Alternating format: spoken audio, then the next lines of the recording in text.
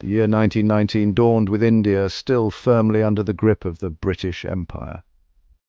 For decades, the British had ruled India, exploiting its resources and subjugating its people.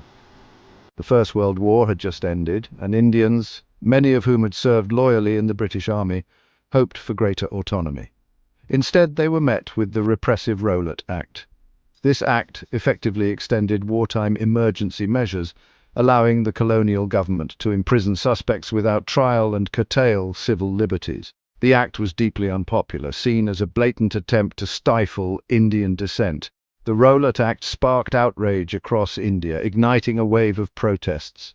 Mahatma Gandhi, who had recently returned from South Africa, emerged as a leading voice of resistance. He called for a nationwide hartal, a day of peaceful protest and mourning.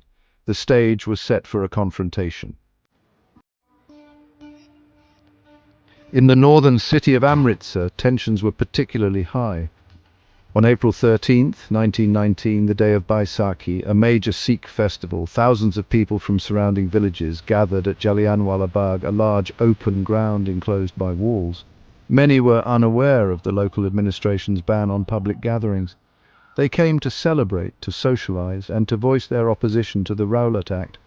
Families picnicked, children played, and speakers addressed the crowds, their voices echoing in the warm spring air. They believed in the power of peaceful protest, in their right to be heard.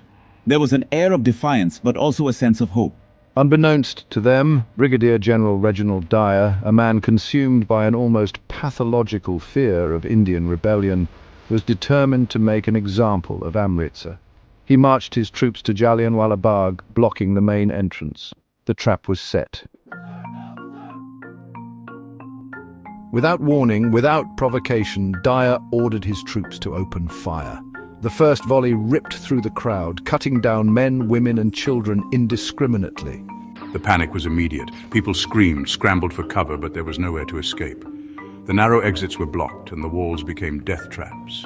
For 10 long minutes, the carnage continued. Over 1,650 rounds were fired.